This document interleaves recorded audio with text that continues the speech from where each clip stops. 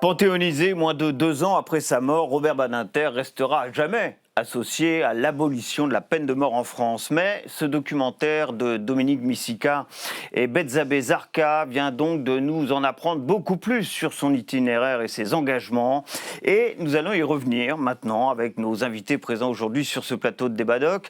Dominique Missika est avec nous, bienvenue à vous. Vous êtes donc la co-auteure de ce documentaire. Vous êtes historienne et l'on vous doit aussi Robert Badinter, L'homme juste, un ouvrage coécrit avec Maurice Safran et disponible chez Talendier. On va revenir très longuement, bien entendu, sur le contenu de votre film. Jacques Attali est également avec nous. Bienvenue. Vous êtes écrivain, économiste, ancien conseiller spécial de François Mitterrand à l'Élysée. C'était entre 1981 et 1991. Merci d'avoir accepté notre invitation pour rendre hommage à Robert Badinter, panthéonisé donc moins de 2 ans après son décès. Peut-être un mot sur l'homme pour commencer. Robert Badinter, finalement, il en est dit assez peu de choses et c'est difficile de définir la personnalité d'un homme comme Robert Badinter dans un film comme celui-là. Vous l'avez rencontré quand et qu'est-ce que vous avez ressenti la première fois que vous avez rencontré Robert Badinter ? Dire que j'ai été impressionnée, c'est peu de le dire. Oui. À ce point ? Ah oui, parce qu'il a une présence et une éloquence tellement naturelle que... et puis c'est l'homme qui a permis l'abolition de la peine de mort en France. Donc enfin, je sais pas, il y a un immense respect. Mais j'ai été aussi très séduite d'emblée par son humour, sa gentillesse, parce que je venais le voir, parce qu'il avait été l'avocat, il avait été le collaborateur d'Henri Torres, ténor du barreau dans les années 50-60, qui lui-même avait été le premier mari de Jeanne Blum, qui avait épousé en 3e noces Léon Blum. Et donc j'étais venue lui demander s'il avait des archives à me confier, et il m'a brossé le portrait d'Henri Torres, qui était son maître, son mentor, qui lui a appris ce que c'est que de plaider. Parce que ça m'avait beaucoup frappé, il l'avait dit d'emblée, il aurait préféré être professeur de droit. En fait, ce qui l'intéressait, c'était la sociologie, le droit. C'était pas tant de devenir avocat. Mais au lendemain de la guerre, orphelin, il lui faut gagner sa vie, donc il va débuter comme avocat. Et celui qui va être véritablement son mentor, c'est Henri Torres. Donc, ce lien entre Henri Torres, Léon Blum et Robert Badinter, tout de suite, s'est noué une sorte de lien qui a perduré jusqu'à la fin de ses jours. Jacques Attali, vous le rencontrez en 1974, je crois. 73, en fait. 73. Oui. On est en pré-campagne présidentielle pour la présidentielle de 74. Je l'ai connu de façon amicale, bien avant la campagne. Et puis, en 74, il n'a pas été très impliqué dans la campagne. Et ensuite, on est devenus très vite des amis. C'était quelqu'un de très gai, très drôle, très bon vivant, qui formait un couple merveilleux avec Elisabeth, qui avait été surtout un avocat d'affaires et un avocat de pénal parce que c'était son combat. Vous avez raison de dire qu'il a joué un rôle dans l'abolition de la peine de mort, mais n'importe qui, garde des Sceaux, aurait fait abolir la peine de mort. Il n'y est pour rien. Celui qui fait abolir la peine de mort, c'est François Mitterrand. J'ai souvent dit qu'une chaise garde des Sceaux aurait fait abolir la peine de mort puisque les parlementaires l'auraient voté. Mais il a joué un rôle majeur dans le combat contre la peine de mort avant l'élection et, comme on le dira peut-être tout à l'heure, il n'a été garde des Sceaux que par hasard. François Mitterrand ne voulait pas qu'il le soit à ce moment-là. C'était un homme très chaleureux, très drôle, très gentil. Très soucieux de comprendre les autres, de les aider. Il aimait faire la fête et il aimait beaucoup la littérature, la philosophie. Et évidemment, avec Elisabeth, il formait un couple qui était une sorte de paroxysme de couple intellectuel. Alors, la carrière politique et la relation de Robert Badinter avec la politique, on n'en parle pas beaucoup dans ce documentaire. Est-ce à dire qu'il avait un problème peut-être avec le milieu politique ? Laurent Fabius est le seul responsable politique de haut rang à s'exprimer dans ce film, grâce d'ailleurs à l'amitié qu'ont entretenu également les deux hommes. Quand on regarde son parcours, effectivement, il n'a jamais été élu au suffrage universel, mais au suffrage indirect. Oui, il a commencé par être battu en 67 aux législatives. À Paris. À Paris. Il avait adhéré à la FGDS, mais je crois qu'il aimait la politique comme le moyen de faire aboutir ces combats. Je ne suis pas sûre qu'en effet, il se destinait véritablement à la politique. Sa vocation, c'est le droit et le combat contre l'injustice, et pour une justice moderne, humaine, la protection des libertés publiques. Je crois que la politique était pour lui, oui, le moyen d'abord d'avoir un état de droit, bien évidemment, et puis de faire aboutir tous ces combats. C'est un moyen, ce n'est pas une fin, la politique. Absolument, je crois d'ailleurs, il a été 5 ans, ministre, il a été 9 ans président du Conseil constitutionnel. Mais il a été quand même 16 ans aussi sénateur, où il a accompli un travail absolument considérable. C'est ça qu'il faut lui reconnaître, parce qu'en effet, le réduire, et en même temps c'est magnifique, parce que son discours pour l'abolition de la peine de mort est resté dans les mémoires, et je crois qu'il faudrait quand même rappeler à quel point il est à ce moment-là impopulaire. Alors ça, on va...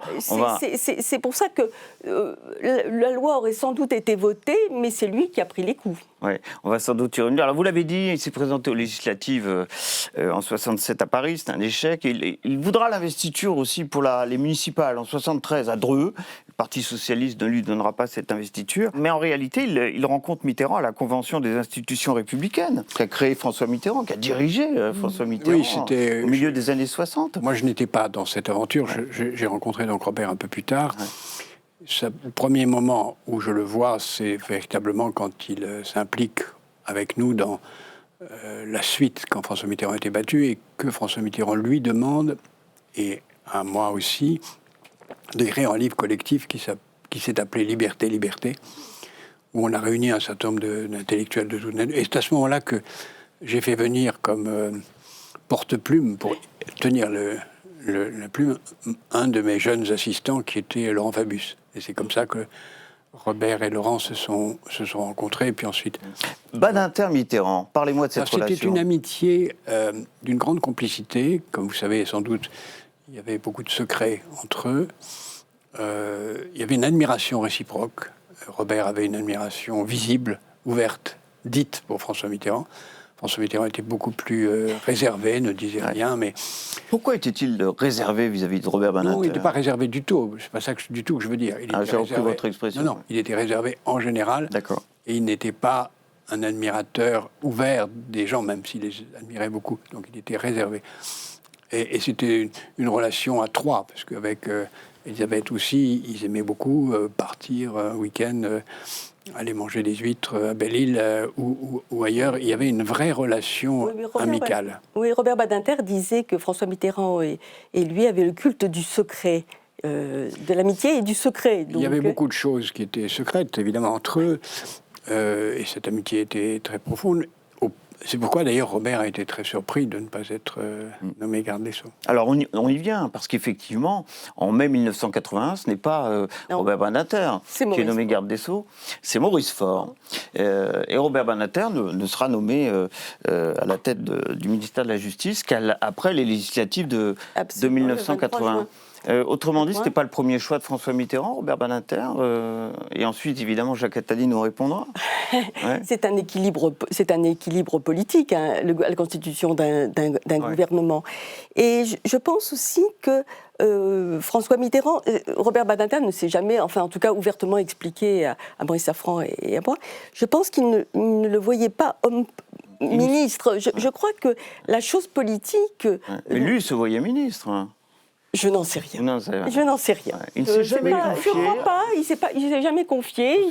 C'est venu. Il l'a pris. Ouais. Enfin, peut-être vous. Alors Jacques Attali. En réalité, d'abord tout s'est joué à un moment très important qui est l'émission Carte sur table qui a lieu quelques mois avant les élections présidentielles, où François Mitterrand, confronté à des journalistes qui veulent lui faire dire qu'il est pour l'abolition de la peine de mort, alors que les Français étaient majoritairement contre, dit dans une phrase célèbre qu'il faudrait retrouver, qu'il est contre la peine de mort, même si cette abolition est impopulaire. Et c'est d'ailleurs ça qui fait inverser les sondages et qui le fait élire.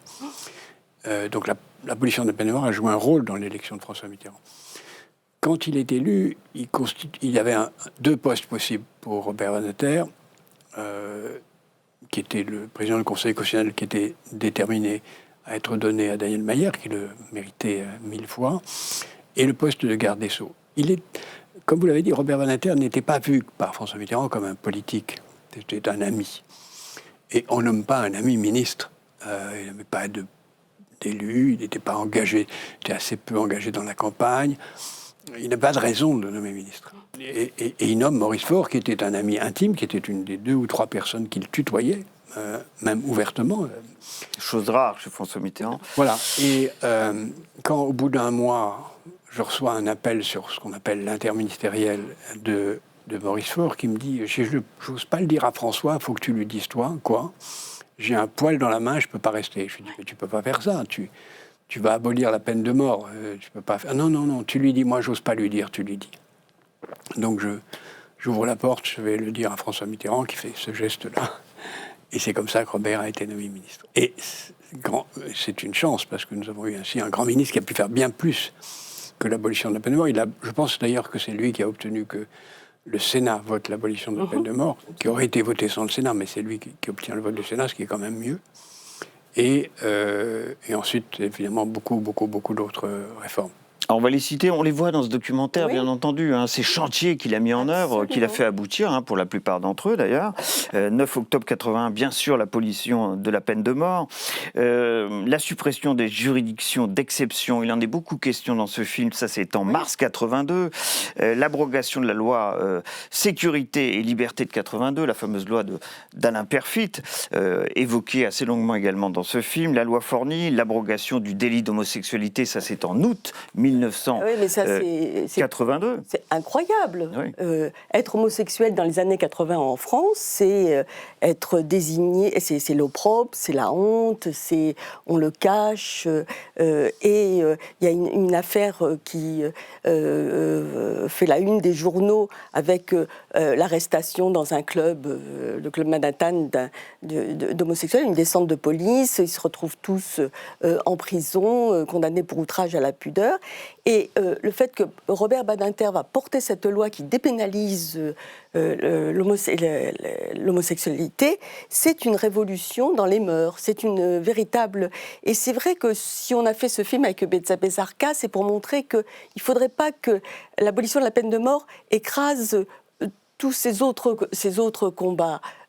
D'autant plus que son combat pour l'abolition de la peine de mort, il va la poursuivre pour l'abolition universelle de la peine de mort. C'est un abolitionniste. C'est un abolitionniste. Il y tenait beaucoup. Il ne considérait pas que c'était une affaire close, refermée, uniquement pour la France. Il le rêvait pour l'ensemble de l'Europe et pour le monde entier. Mais il y a aussi une loi qui m'amuse beaucoup, parce que je l'ignorais, qui est la seule loi qui porte son nom, qui est la loi Badinter. C'est drôle quand même que...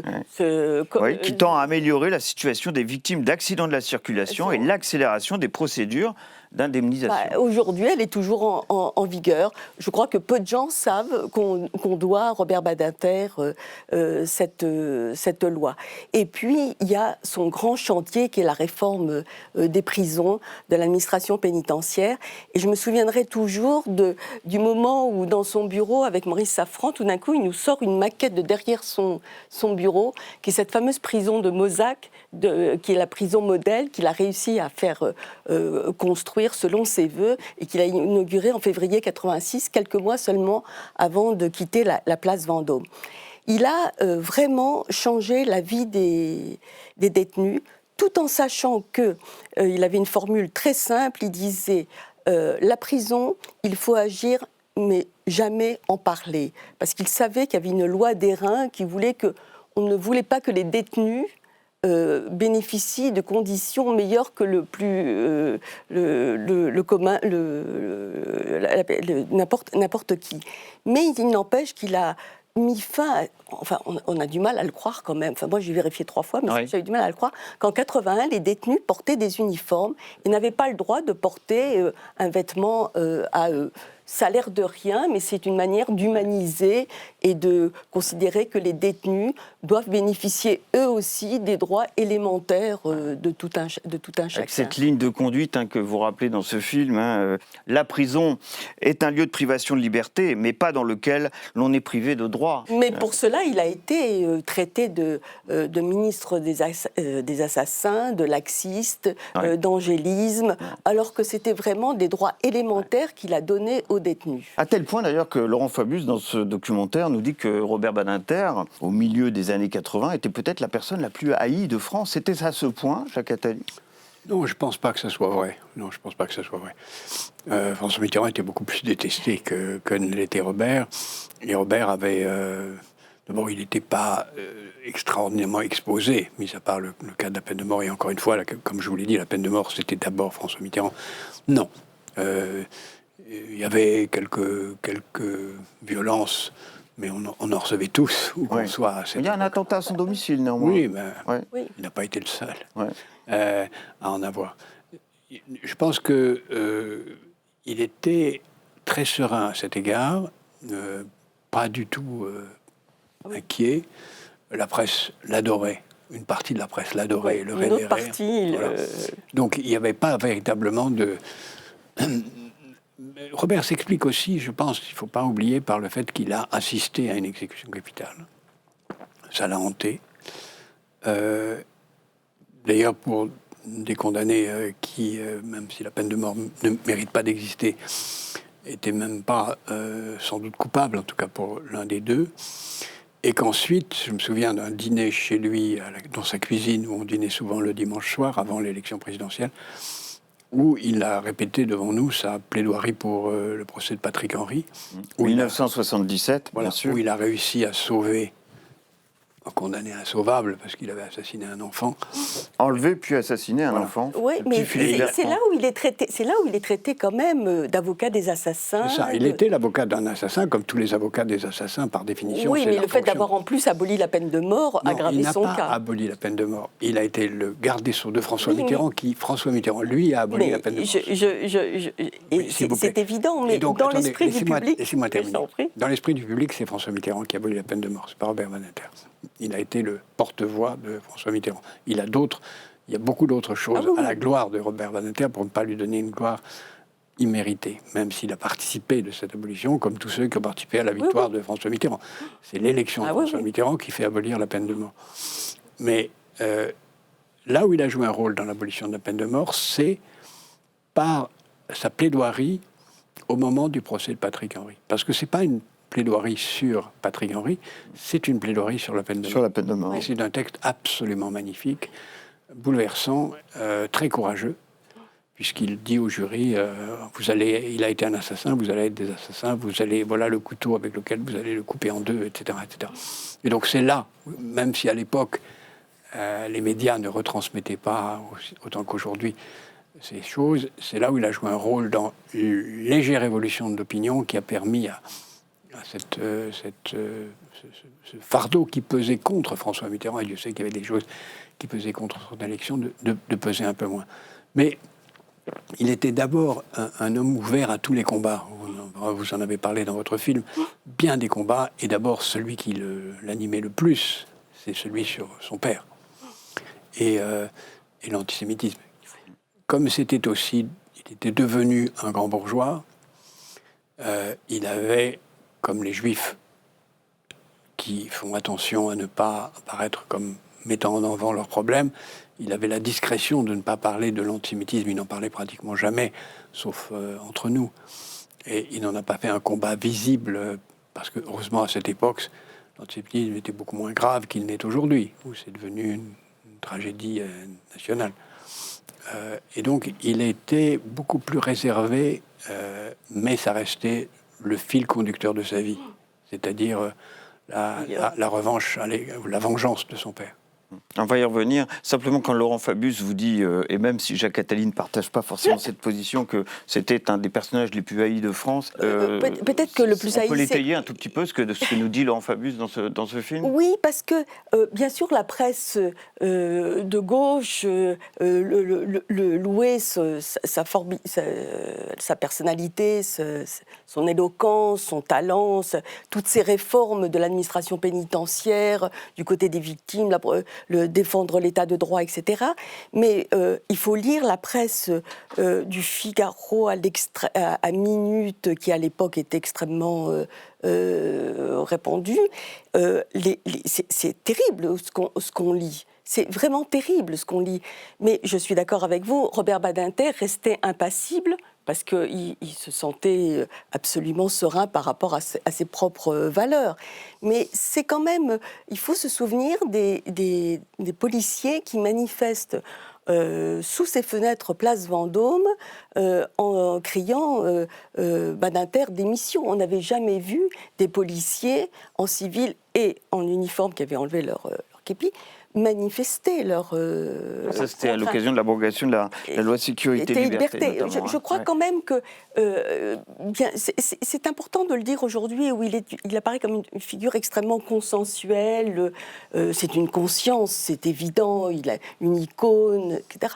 Mais que ça n'a pas été toujours si facile pour lui. Si je peux me permettre, ce jour-là, les policiers défilaient aussi devant la place Beauvau et ont approché l'Élysée, ce qui a d'ailleurs mis François Mitterrand dans une colère, une des pires colères que je lui ai connues, où il a failli renvoyer le ministre de l'Intérieur, qui était Gaston Defferre, pour ne pas avoir réussi à protéger la place Vendôme et la place Beauvau. Donc ce n'était pas Robert Badinter qui était visé, c'était le président de la République. Mais aussi parce qu'il y avait eu deux policiers qui avaient été tués et on disait que Badinter, avec sa façon d'ouvrir les prisons, faisait que les détenus se répandaient et devenaient à nouveau des assassins. Alors pour poursuivre aussi ce que nous disait Jacques Attali à l'instant, sa lutte contre l'antisémitisme, cette blessure est faible de 1943, de cette rafle, où les Allemands emportent son père, son père en 1943 à Lyon. Son père se rend au siège de l'UGIF, qui est un organisme de secours aux Juifs pendant l'occupation. Le 9 février 1943, son père se rend à cet endroit, au centre de la ville, et il ne revient pas. Inquiet, sa mère demande à Robert d'aller voir ce qui se passe. Robert Badinter se précipite et au pied de l'immeuble voit qu'il y a la Gestapo. Un des flics en civil, un des gestapistes en civil, lui demande ses papiers. Il a le réflexe de lui laisser sa carte de lycéen et de fuir. Il ne reverra jamais son père qui a été déporté à Sobibor. Sobibor, un camp de la mort. Un camp de la mort dont il ne revient pas. Et il ira à maintes reprises à l'hôtel Lutetia, qui accueillait évidemment le retour de toutes les Il a espéré très longtemps son retour. En attendant ce retour de son père. Et il a été, et c'est une des premières fois où il rentre dans un palais de justice, sa mère tente de récupérer leur appartement de la rue Rainoir qui est occupé. Et il faut mettre... ils sont les locataires, mais comme ils étaient absents, entre-temps, des collabos s'y sont installés. Et l'avocat qui défend la mère de Robert Badinter dit mais Simon Badinter est porté disparu pour l'instant. On est en mai-juin 1945, il est porté disparu. Et le président du tribunal dit il nous importe peu de savoir où se trouve monsieur Simon Badinter. Pour lui, c'est une injustice, c'est la blessure, et toute sa vie sera tourmentée, hantée par l'idée est-ce qu'il a vu son père au moment où il est arrivé rue Sainte-Catherine ou pas, son père qu'il a tant attendu, dont il a tant espéré le retour, eh bien c'est pour lui une... Et ça me fait penser d'ailleurs que quand Klaus Barbie est extradé et incarcéré à Lyon, il va demander, c'est la seule chose qu'il va demander, que Klaus Barbie soit incarcéré dans la prison Montluc, là où il internait lui-même ses victimes. Et voilà, c'est une... Et une des grandes choses qu'il a fait, parmi les grandes choses qu'a fait Robert, il a demandé que les procès soient filmés. Absolument. ce qui est absolument déterminant. On a vu récemment d'ailleurs, puisque ces films ont été libérés, on a vu l'ensemble de ce procès, et d'autres procès d'ailleurs, procès Touvier. Parce qu'il fallait laisser une trace. Voilà, c'est la mémoire. Fois. C'est un autre terrain auquel il s'est beaucoup engagé. C'est la première fois qu'un procès était ainsi filmé. On aurait aimé qu'il y en ait d'autres, même si on n'a pas eu de film du procès Pétain, par exemple. Il a fallu attendre très longtemps pour que des historiens travaillent dessus.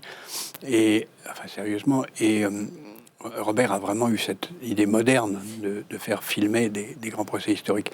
Mais il y avait chez lui cette extraordinaire ironie à l'égard de son destin. Il m'a raconté souvent qu'il avait été, je ne sais pas dans quelles circonstances, je ne sais plus comment on peut le situer dans sa vie, mais il était fourreur. Oui, parce que son père avait un commerce de pelleterie. Et lui-même m'expliquait qu'il avait travaillé comme fourreur quand il était jeune. Et ça l'amusait beaucoup quand il était, encore une fois, devenu un grand avocat, l'avocat des vedettes de cinéma, puis l'avocat des grandes affaires. Dans son il en cabinet, était très fier. Dans son cabinet avec Bredin. Il a d'ailleurs défendu à l'époque des personnalités comme Charlie Chaplin, Brigitte Bardot, il était l'avocat. Des personnalités réellement de premier premier temps, plan. il était l'avocat des vedettes de cinéma, puis ensuite il était un grand avocat d'affaires avec le cabinet Bredin-Pratt, Badinter. Et ça l'amusait de revenir évidemment sur son passé, mais avec beaucoup de pudeur et de distance. Mais je me souviens d'un jour où il m'a raconté en détail ce que c'était que être fourreur. Ça signifiait comme travail. Parce que sa mère, justement, l'appartement est occupé, le commerce de pelleterie de fourrure a été arianisé, elle essaye de le récupérer, il n'y a pas de ressources, il faut travailler, et donc il va aider à l'atelier de fourrure. Il en était très fier. Et à côté de ça, il demandera la libération de Maurice Papon pour raison de santé. Oui. Une fois que Maurice Papon aura été évidemment condamné, aura purgé une partie de sa peine. Oui, absolument. Ouais, ça c'est le volet particulièrement humaniste en réalité de Robert Badinter. Exactement, de même que dans son combat contre l'antisémitisme, il a lutté contre le négationnisme aussi. C'est très important, en tant que sénateur, il a fait ériger une cloche au Mont Valérien en souvenir des 1008 fusillés du Mont Valérien dont on n'avait pas établi la liste. C'est un geste d'une très grande qualité de mémoire. Il était fou d'histoire, mais littéralement fou d'histoire. Il était insatiable. Il s'était plongé dans les archives du procès Bousquet, qu'il avait même, la sténotypie, qu'il avait même édité. Il avait écrit une pièce de théâtre sur Oscar Wilde pour combattre la pénalisation de l'homosexualité. Il avait travaillé sur le procès Laval. Absolument, il avait imaginé une pièce de théâtre où René Bousquet, responsable de la rafle du Veldiv, et Pierre Laval se retrouvaient en prison à Fresnes, et il y avait ce dialogue imaginaire qu'il a écrit. C'était un homme de combat, et j'ai trouvé que chez lui, il y avait cette curiosité jusqu'à la fin de ses jours. Par exemple, le fait qu'il publie un livre, Vladimir Poutine, l'accusation. C'est assez incroyable à ce point d'avoir cette vision du monde. Aussi sa soif de transmission. Parler aux collégiens et aux lycéens, aux écoliers, pour défendre la mémoire de Samuel Paty. Il nous reste 30 secondes, Jacques Attali. Qu'est-ce que vous allez en garder? S'il fallait garder une chose aujourd'hui concernant Robert Badinter, une seule. C'est un juste érudit. Et il nous manque beaucoup. À moi, en tant qu'ami, il me manque, mais je crois qu'il manque beaucoup à la société française. Merci, un grand merci à vous deux, tout spécialement à vous, Dominique Bisca, parce que c'est grâce à vous, et pas seulement, mais en grande partie grâce à vous qu'on a pu proposer ce documentaire dans cette émission Débat Doc. Jacques Attali, à une prochaine fois, j'espère, sur ce plateau. Merci aussi à Félicité Gavalda, Thibaut Brosset-Ekel, qui, comme à l'accoutumée, m'ont aidé à préparer cette émission. Vos réactions, ça sera sur #DébatDoc. Prochain rendez-vous avec Débat Doc, même place, même heure, et toujours avec son documentaire et son débat. À très bientôt.